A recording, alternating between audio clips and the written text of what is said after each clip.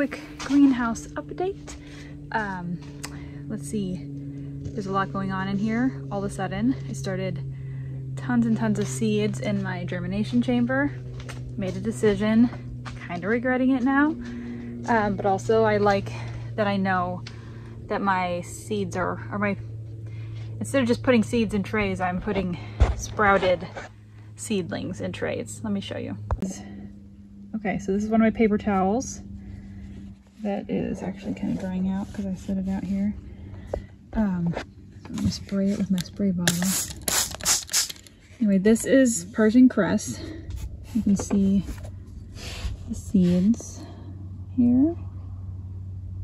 These are all sprouted seeds. They're all kind of stuck together because this particular seed has like a gooey substance on it when it's gets wet, which I'm sure is good for retaining moisture around the seed and keeping it from drying out, but it is not good for this process. See how much they stick together, and then when you go and set them on the dirt, the dirt sticks to them, and then they stick back to your tweezers. So there's really no reason to do this with Persian cress. My point there, because it germinates really easily, but that was the one I have here to show you. So back to the greenhouse. We're running into a couple of problems that aren't really new this year, but are new now, and one of them is behind me. This is what happens when you store stuff in your greenhouse. I've also got my little seed transplanting station over here, but this is all storage. The extra trays, the dirt, too much stuff. There's also weed fabric, frost cloth, shade cloth, all of that is in here. So I'm gonna have to get something to fix that problem. And for now, I'll show you what I've got started. Okay, so here's all my trays. Remember I talked about in the last video that I like to start things in 72 cell trays. So that's what these are. And I had hay bales here where you can see where it's still kind of wet looking, and here that I put in last year during our mega deep freeze in February, and I'm probably going to regret taking them out because we'll probably have that happen again, but I did because I need more space. This is, I think, 24-ish trays, plus there's that one that's been in here for a while. And plus there's some more in the other room. I mean, it's getting out of hand already, and I still have probably 10 to 15 varieties that haven't germinated yet. So that's a minimum of 10 to 15 more trays, but it's probably going to be more like 20 to 30. So there's a lot more to come. Anyway, so this section of the greenhouse is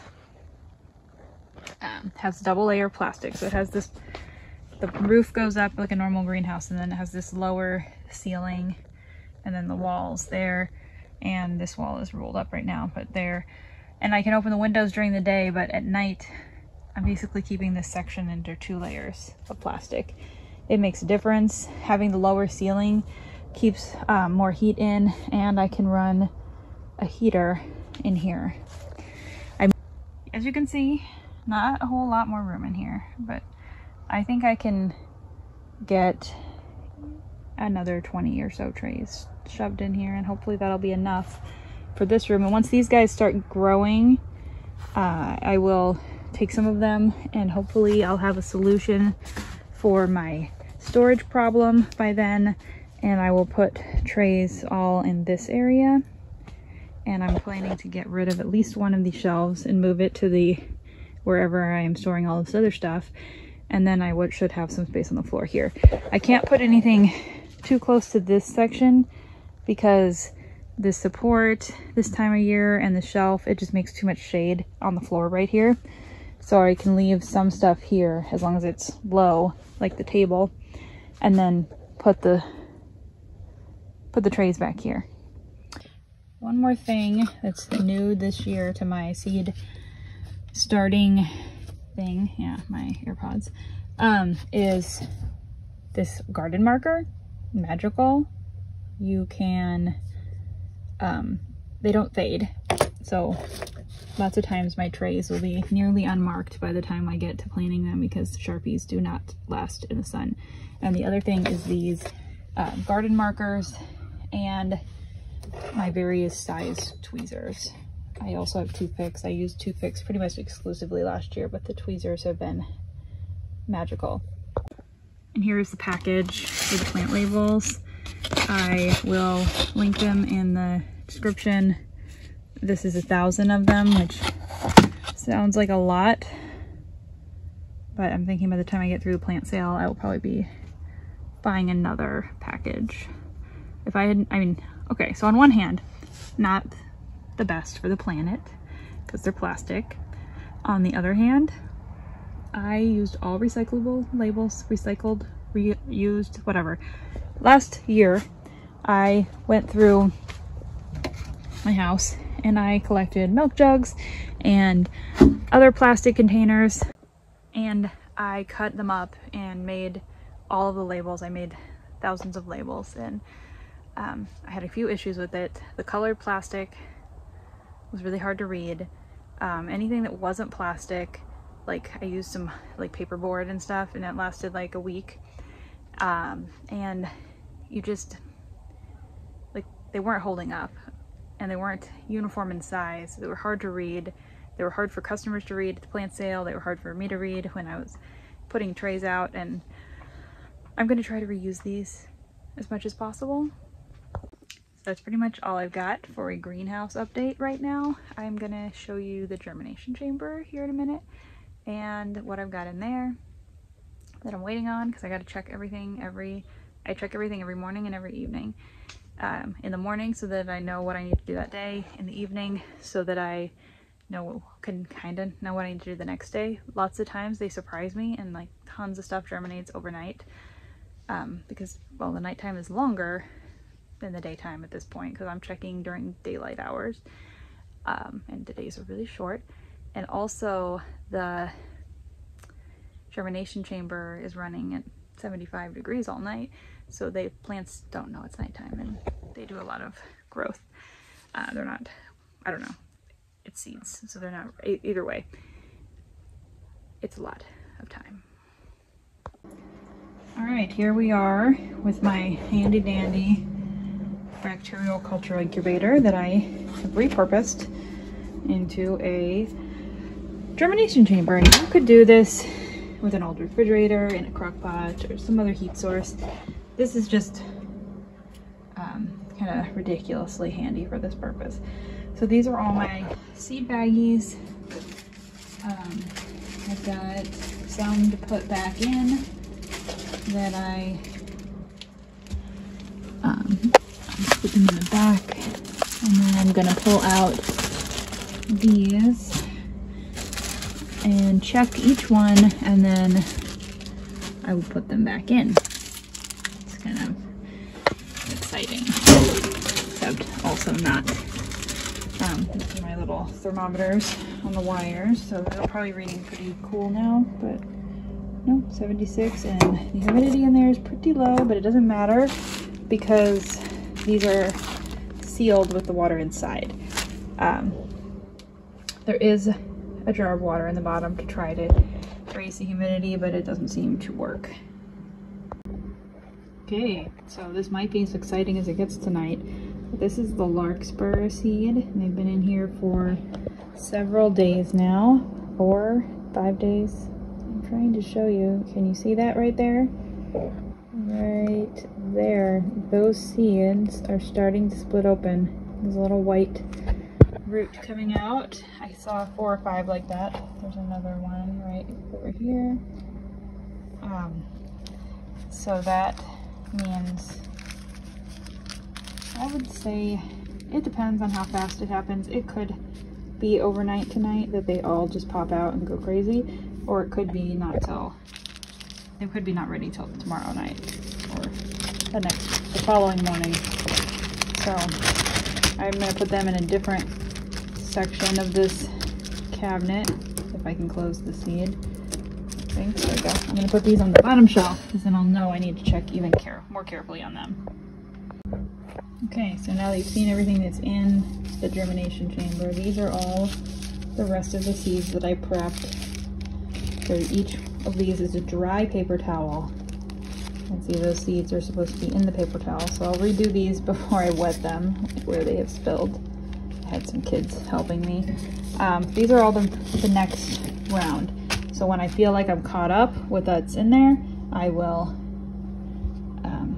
move on to these, or when I feel like I'm going to be caught up.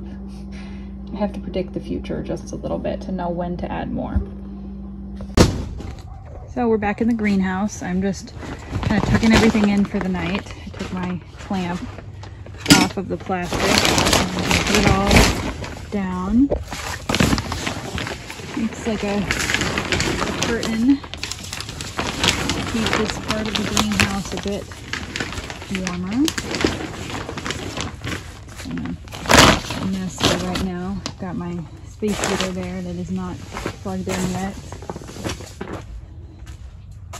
I need to do something with those trays because I don't want them up off the ground like that when it gets cold tonight. So the other thing I'm trying to get done real quick today, besides clean up my mess, is to fill this tray with this organic soil. It's pretty much the only thing I could find in January.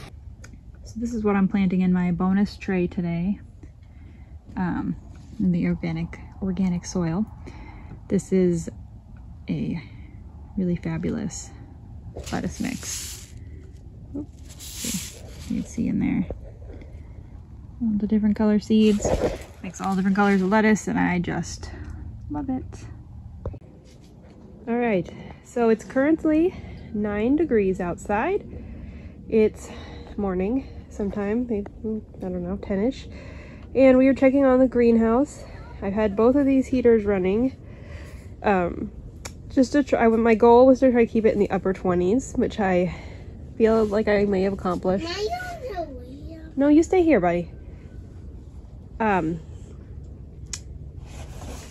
But just to show you guys, these are all my seedlings. Those are bachelor buttons. These are Rebecca. There's all sorts of other stuff in here. Some of them aren't quite up yet, or very, very, very, very, very tiny. Like that guy. That's a there, Snapdragon.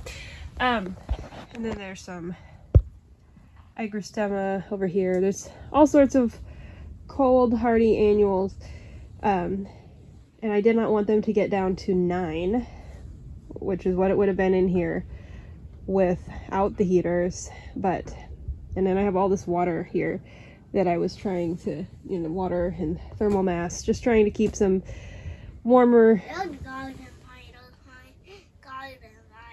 There's a garden spider?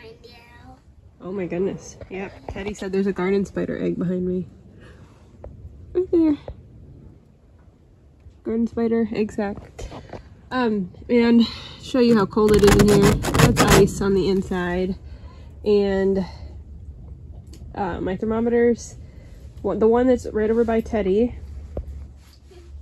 over there, it's right on the ground by him. There's a probe right there. That one says it's 38.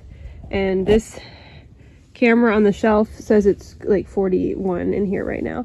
The sun is out though, so as soon as it melts some of this ice that's on the outside of the greenhouse, we'll be getting some more light in here, and that will warm it up significantly. Anyway,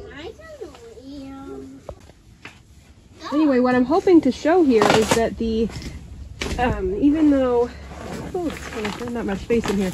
Wait, we're not leaving just yet. Even though, like, okay, this one is not a good example. Some of these trays are frozen in little ice blocks. You know, each little cell is just frozen solid. I know I checked the ones over here. They were frozen, and back here, this is all frozen. Some of these water jugs don't even have ice in them. So there was some patchy freezing in here. But I think so far everything looks fine, and that's super exciting. Okay, we're back in the greenhouse again. It's the next day after night 2 of a deep freeze. I did have these heaters running. It did get down probably in low to mid 20s. I try not to look in the middle of the night so I won't worry, but based on the night before, I would say it got very, very cold. Especially back here away from the heaters in the back, and up along the edges basically. I can tell the dirt is frozen. The milk jugs full of water had a lot more ice in them. Last night the low on our thermometer was 0. So keeping it 20-25 degrees warmer than that, I'm hoping will give these plants a little extra. Plus they're under 2 layers of plastic. Let me just show you the plants. These are little, and the dirt is all thawed now. It's nice and warm in here now. Those are bachelor buttons, calendula. There's some Persian cress. There's some poppies, some agrostemma. You can't see the snapdragons yet, but trust me, they're there. More bachelor buttons. That tree over there is chamomile. The tinies. This one. The one with the bigger stuff has been in here since fall. That's mostly foxglove and snapdragons, and there's a couple other things in there. Anyway, it looks good. Looks like we're gonna make it through, if we can make it through a 0-degree night. And now I know if it's gonna be in the mid-20s or above, I'm not even gonna turn on the heaters because they're doing great.